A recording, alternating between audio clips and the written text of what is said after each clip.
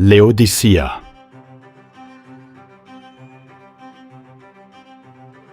This ancient city once received a message, not from a king, but from John, a message that defined its identity. But how did a city this wealthy come to be remembered for absence?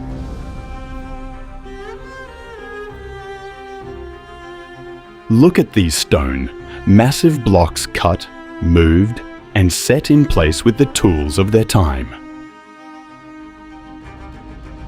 How did they do it?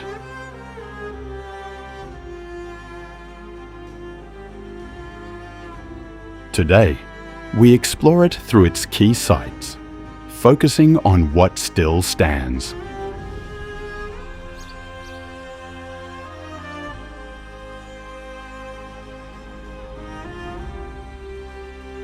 The Church of Laodicea, one of the city's most significant structures, was uncovered in 2010.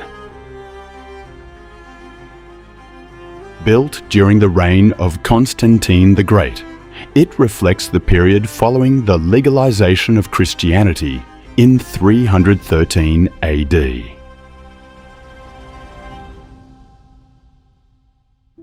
The 11 apses form a rare arrangement, with 5 facing north, 5 south, and 1 east.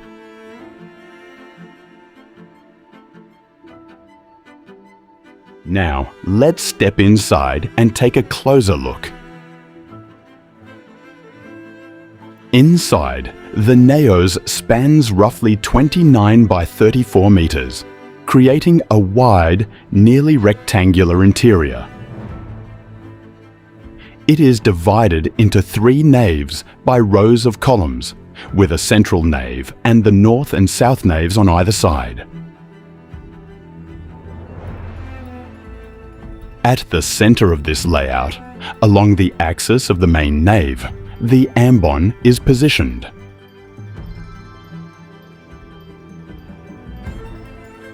The term ambon first appears here, in connection with the Council of Laodicea, adding to the importance of this structure. Measuring 5.80 meters in length, the marble ambon features a base molding below and a decorated platform above.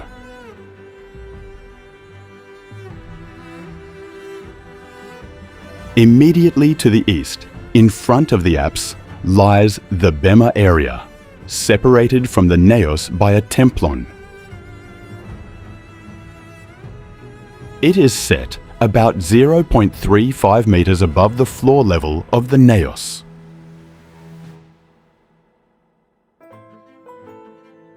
Its surface is completed with an arrangement of marble slabs and balustrades. At the center of the main apse stands the 3-stepped synthronon, one of the most distinctive architectural features of the structure. This 3-tiered arrangement forms a defined seating system within the apse.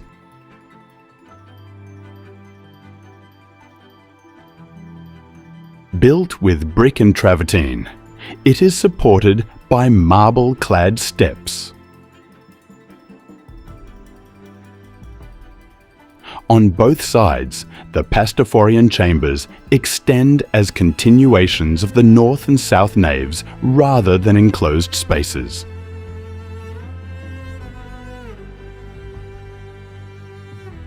Because the Pastorphorian chambers were open in plan, narrow passages framed by marble door jambs with lion-foot bases restricted uncontrolled passage from the side aisles.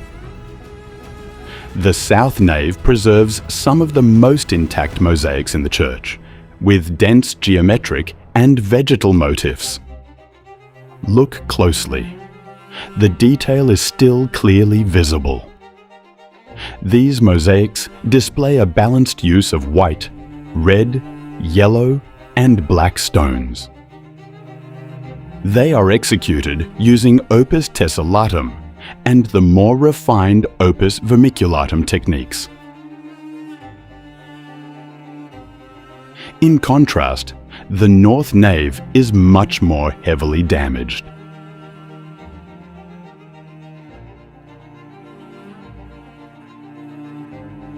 Ground excavations, lime preparation pits, and earthquakes have accelerated this deterioration. Geometric interlace and knot motifs dominate this section.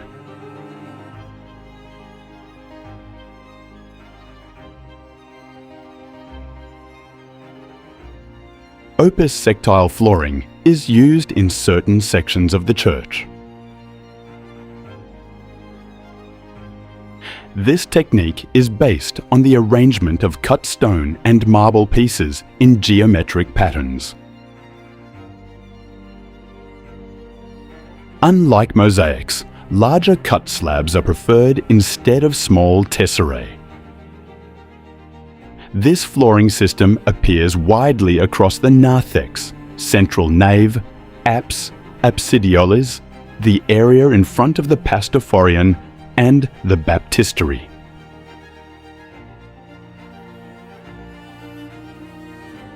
The baptistery, one of the most significant parts of the structure, is located in the northeast corner.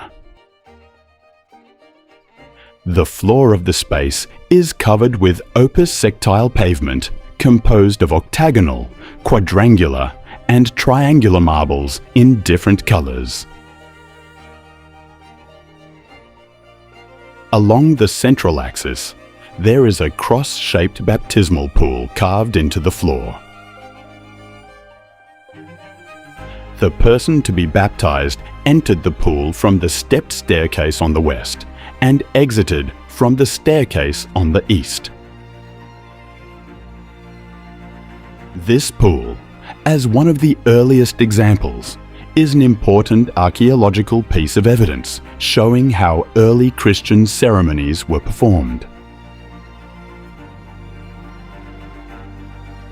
Upon entering the antechamber of the baptistery, traces of rich decorations immediately stand out on the walls.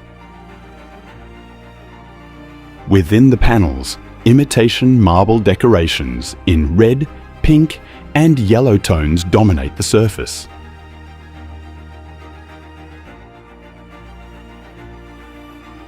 These decorations once covered the entire space.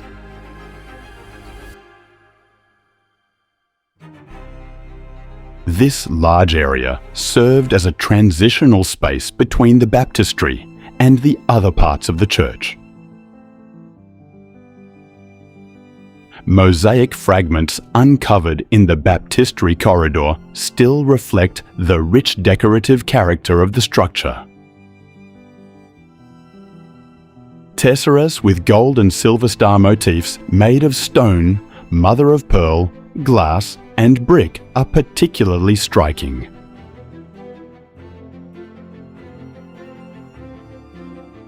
The mosaics are thought to have been gathered here for use during repairs to the church.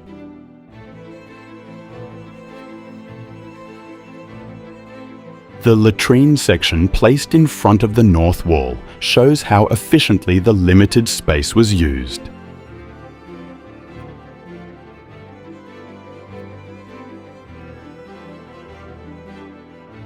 This narrow space is thought to have accommodated 2 people at once.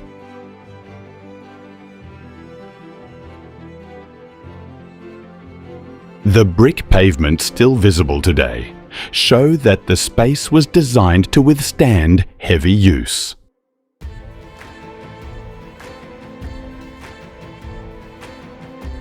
One of the sacred messages sent to the 7 churches of Anatolia directly addresses the Church of Laodicea.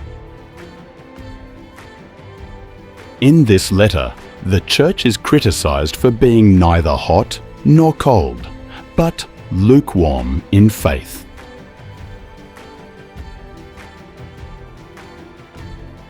The message also emphasizes that wealth cannot conceal spiritual weakness. Leaving the church and its sacred silence behind, we move along the Syrian Street toward a monumental structure.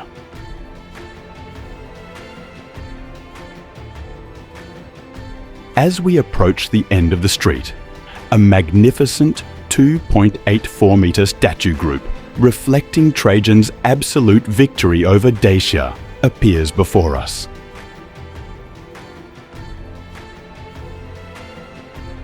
At the center of the composition stands the armored emperor figure, depicted together with a crouching Dacian captive beside him.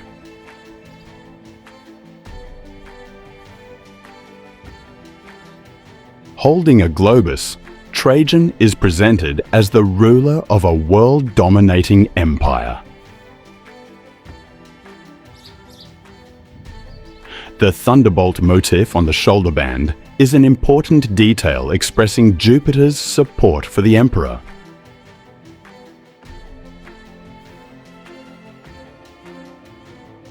The adlocutio gesture of the right arm reflects the emperor's authority before the people and the soldiers.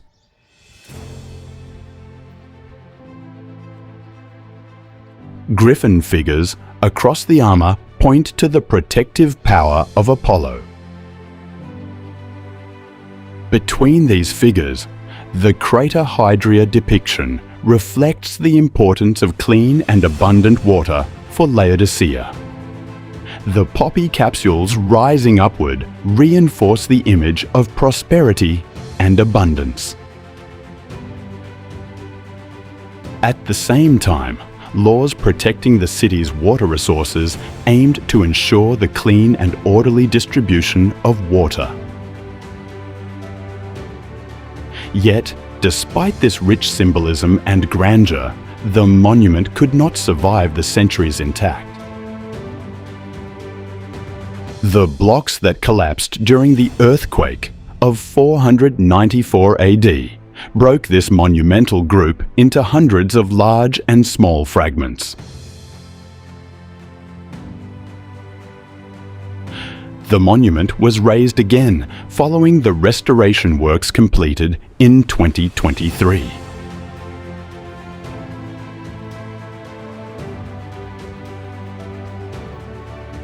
The fountain is one of the most impressive structures carrying the grandeur of Roman period Laodicea into the present day.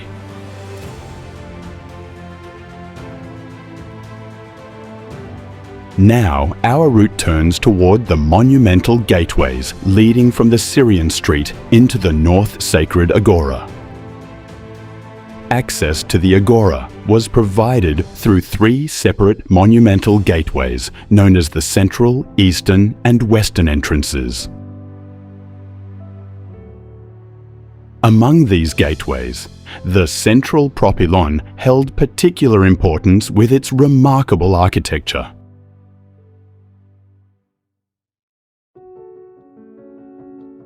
Built in the early 3rd century AD, this monumental passage suffered heavy damage during the earthquake of the Diocletian period, but remained in use after repairs.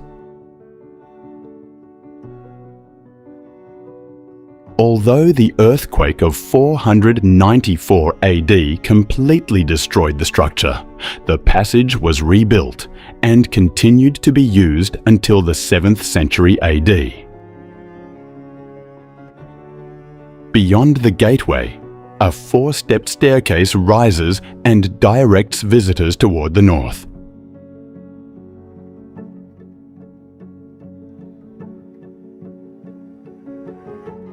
The east propylon opening into the eastern portico of the North Sacred Agora was designed as one of the most remarkable entrances of the city.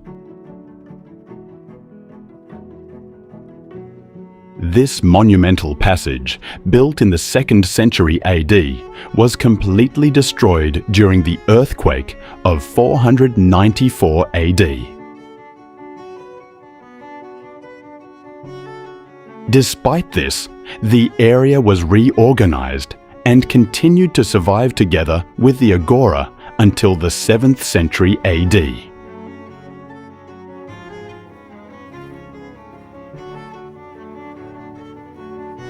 Now our route turns toward the magnificent North Sacred Agora, where the eastern, western and central Propylons opened.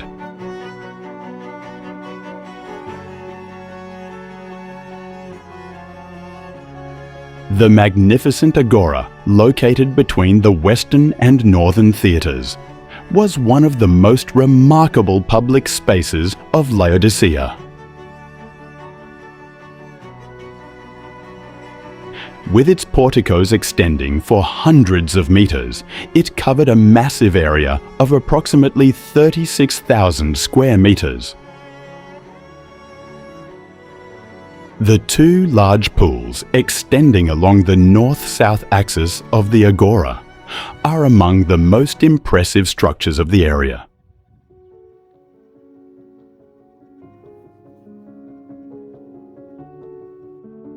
Placed in front of the western and eastern porticos, each of these pools extends for more than 160 meters.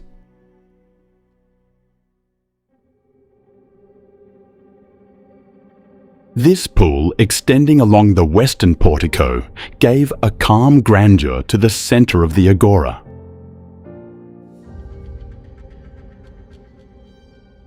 The reflections of the columns once appearing on the water surface must have made the depth of the area feel even stronger.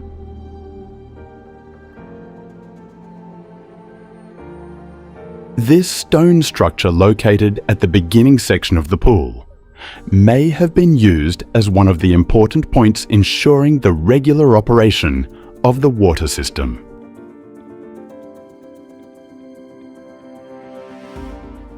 Standing out with its curved and rounded stone form, this section makes the grandeur of the pool even more impressive.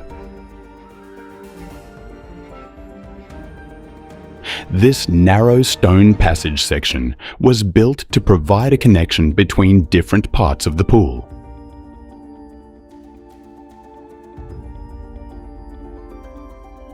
Within the courtyard surrounded by the pools stood two temples and altars, one dedicated to Athena in the Corinthian order, and the other dedicated to Zeus in the Ionic order.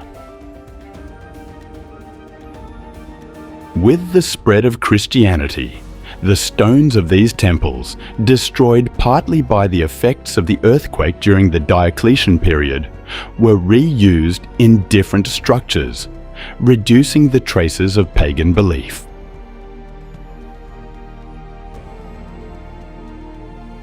The 17 Ionic columns belonging to the Temple of Zeus were re-erected in the colonnaded gallery of the western portico.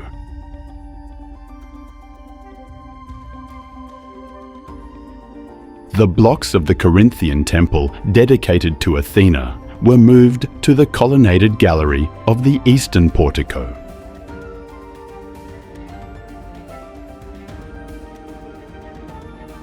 Rising beside the western pool, the western portico is one of the architectural sections reflecting the grandeur of the Agora most powerfully. On the fresco-decorated walls of the western portico, architectural scenes with columns imitating the Corinthian order can be seen.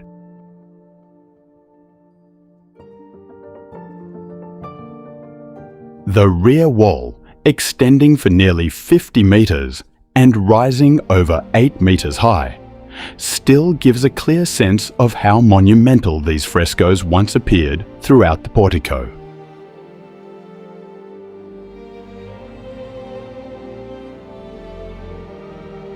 The details visible in the wall paintings mostly show strong similarities with the architectural aesthetics of the 3rd and 4th centuries AD.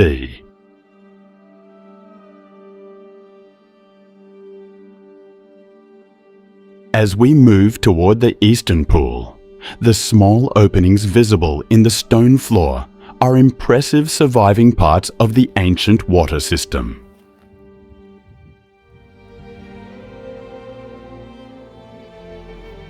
Even these small traces still reflect the advanced engineering behind the ancient water system.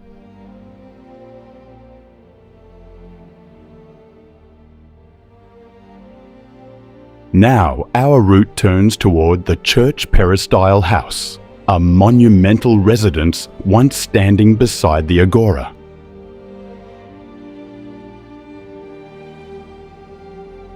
Built directly beside the analemma wall of the northern theatre, the structure reflects the scale of domestic life once reached in Laodicea.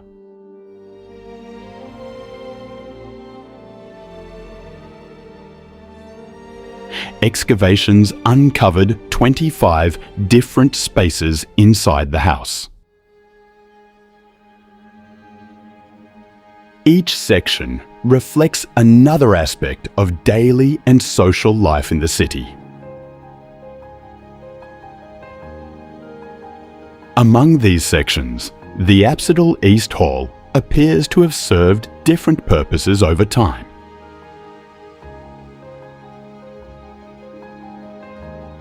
The rich marble craftsmanship visible in the interior shows that the structure was far more than an ordinary living space. After serving as part of the residence, this apsidal section may later have been transformed into a house church.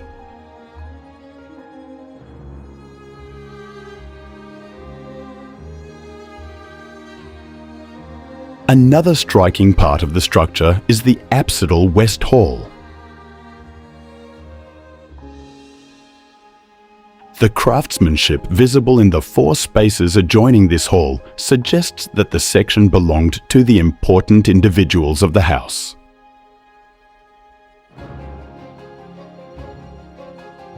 Surrounding the apsidal section, the curved structural arrangement gives the hall a palace-like grandeur.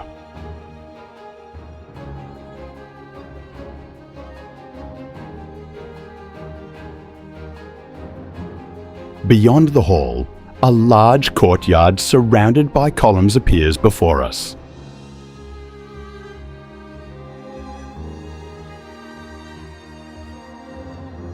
This impressive architectural arrangement suggests that the area may once have been prepared for special ceremonies.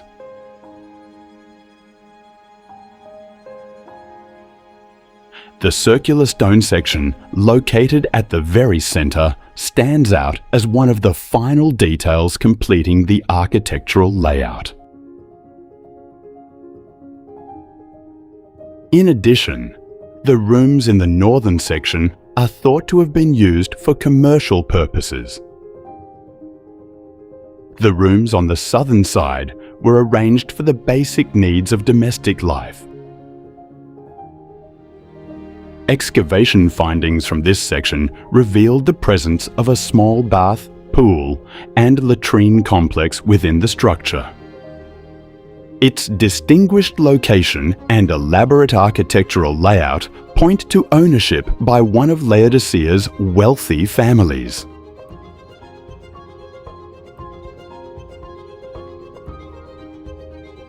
This structure continued to be used, with different arrangements, for nearly 400 years.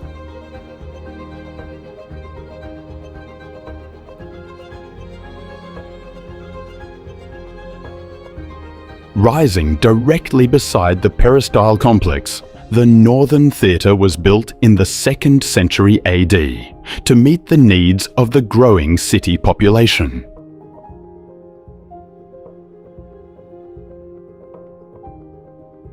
The elevated position of the structure offers an impressive viewpoint overlooking both the Lycos Valley and the surroundings of Hierapolis.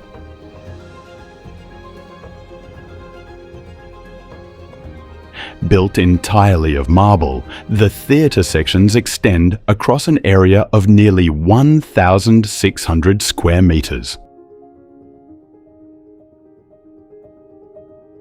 The wide caviar arrangement could accommodate approximately 12,000 spectators.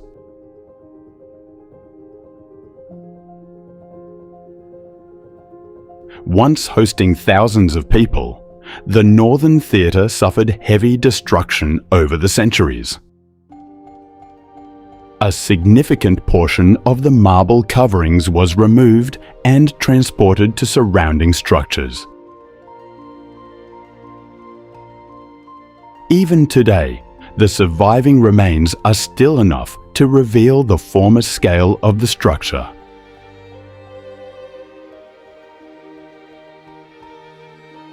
Following the northern theatre, our route now turns toward the smaller western theatre.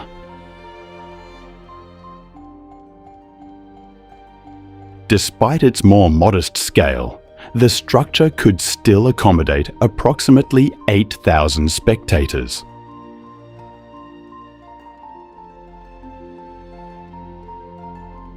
Over centuries, earthquakes and human destruction left much of the theatre in ruins.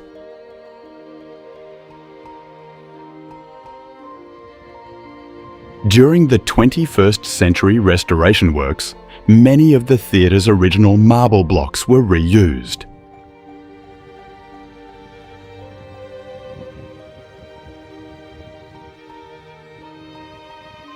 Today, the restored theatre offers a much clearer sense of the grandeur of ancient Laodicea.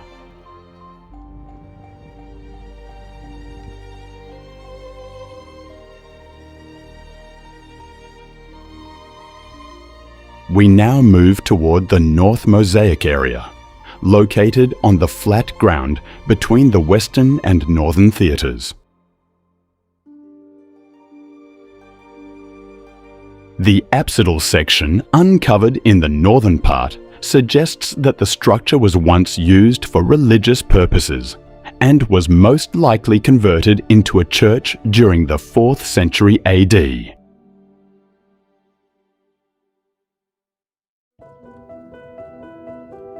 Just south of the apse, archaeologists uncovered a mosaic floor covering approximately 300 square meters.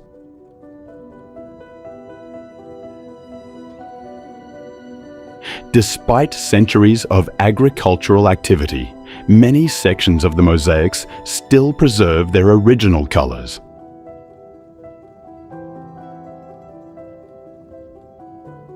In the best preserved sections, stones ranging from yellow to purple can still be seen today.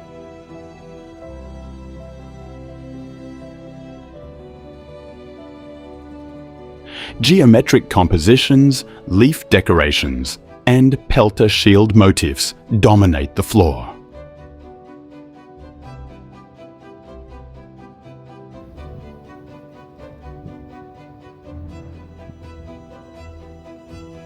Located directly beside the North Mosaic area, this structure is known as the North Church.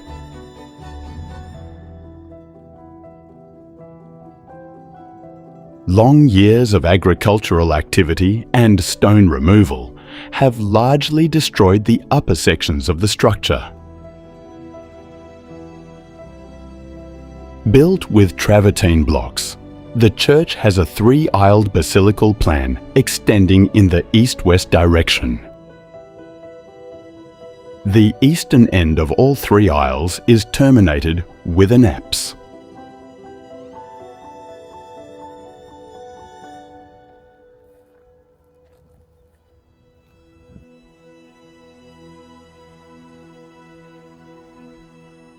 Excavations carried out in the naos section uncovered Attic Ionic bases.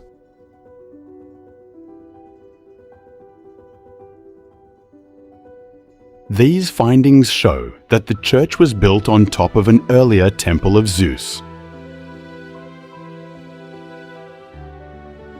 Built after the earthquake of 494 AD, the structure was later destroyed during the major earthquake of the early 7th century AD. Leaving the North Church behind, our route now continues toward the city's remarkable Temple A.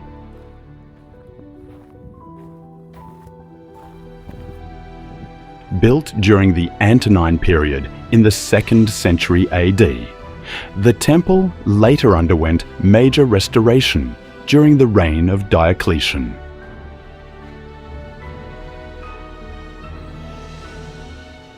Together with its large courtyard, the complex extends across 2 insulae in depth.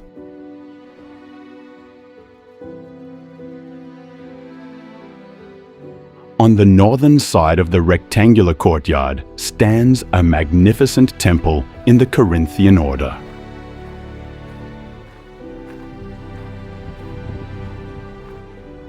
The structure is reached by a 7-stepped staircase surrounded by marble balustrades.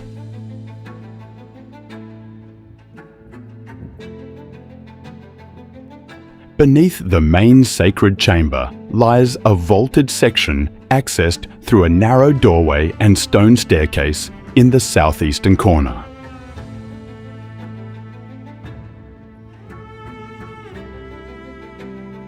Originally used for storing valuable temple items, the vaulted space was later transformed into an archive room during the reign of Constantine the Great. The temple also suffered heavy damage during the earthquake of 494 AD.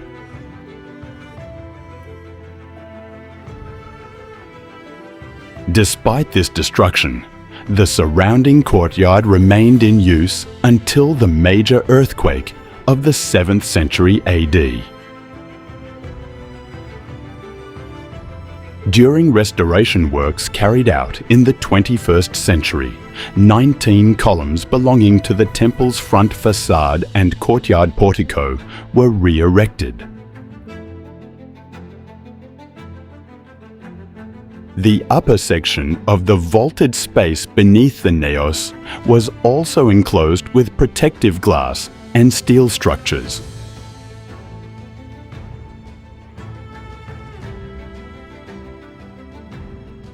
From here, wide views of the Lycos Valley and Pamukkale stretch across the landscape.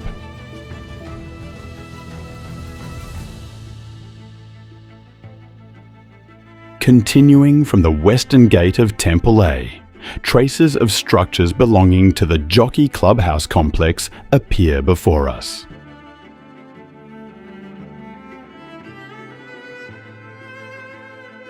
According to the Greek inscriptions, the structure served as a meeting place for the Greens faction during the 4th century AD. This group was associated with horse races organized in the ancient city. The complex consists of 3 connected sections arranged around a central courtyard. At the center stands a peristyle courtyard surrounded by 3 columns on both the northern and southern sides. Within the courtyard lies a large rectangular pool, accompanied by a small late antique fountain nearby. On the eastern side, a large rectangular room formed one of the main interior spaces connected to the courtyard.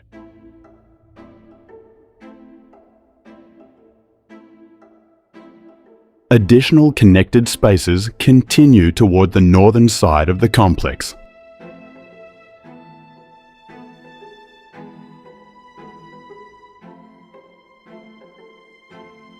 In the late 4th century AD, it was decided to surround Laodicea with defensive walls. Following this decision, the Eastern Byzantine Gate was constructed at the entrance to Syria Street, with square towers connected to the city walls on both sides. Stone blocks brought from earlier Roman structures were reused in the construction of the gate and towers. The Eastern Byzantine Gate has 2 separate entrances planned for pedestrian and vehicle access.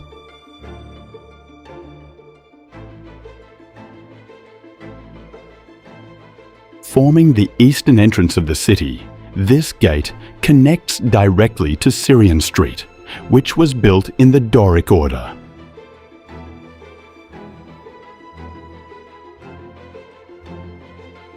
on the northern side of the excavated section of the street are the eastern, western and central propylons opening into the North Agora that we visited in the documentary, together with Temple A and the Jockey Club.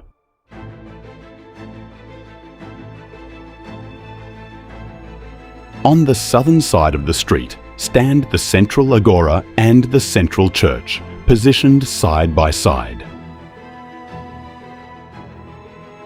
At the center of the Agora once stood a monumental column associated with Christianity during the early Byzantine period. Fragments of its 5th century Corinthian capital and column elements were later restored and raised again.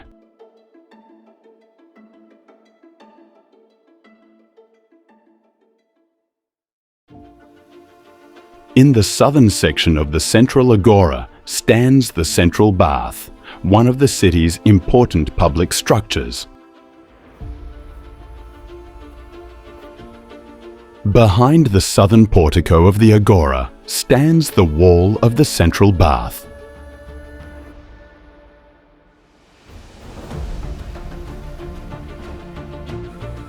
With its controlled temperature transitions and magnificent spatial organization, the bath reveals the advanced architectural level reached by Roman bath culture.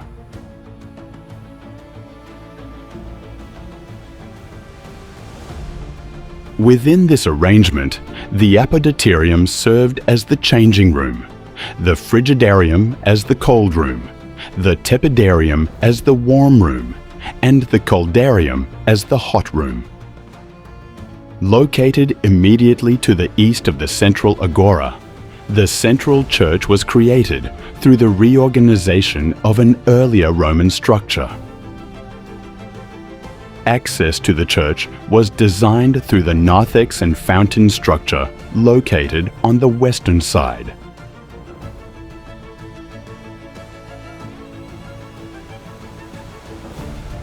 The narthex was arranged as an entrance section, providing separate access to each nave through individual doorways.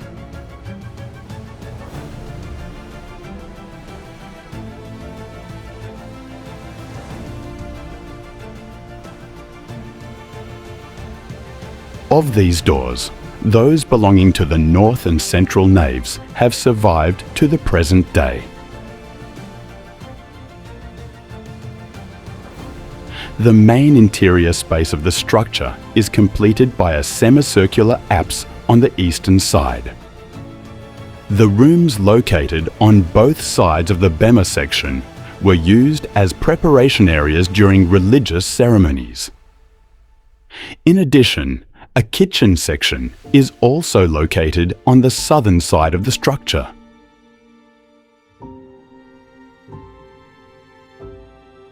According to the coins uncovered during excavations, the structure dates to the 4th to 5th centuries AD.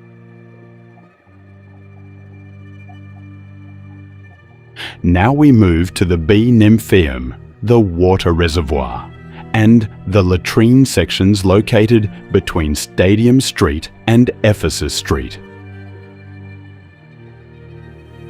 The B Nymphaeum served as a monumental fountain, supplying water to the surrounding structures, shops, and the latrine. Access to the adjoining latrine was provided through a rectangular vestibulum. The wild goat mosaics located on the floor of this entrance section are dated to the 2nd to 3rd centuries AD, based on their stylistic features. As we move inside, an open square-shaped pool appears in the southern section of the structure.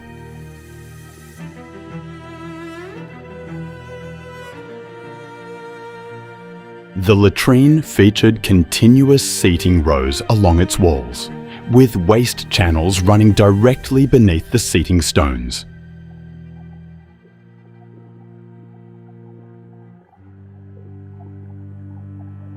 The clean water reaching the structure was supplied from the water reservoir located to the north.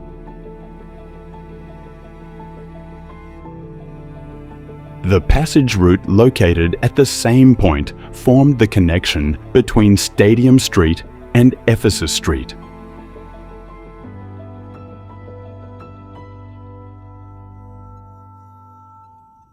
Just as I was preparing to leave, an unexpected visitor appeared among the stones of the city.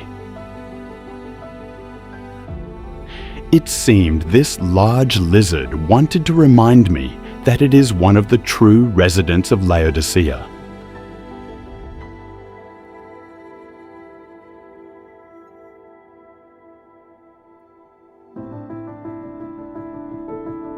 With this, we have explored together the most important sections of the ancient city brought to light through excavations and still visible today.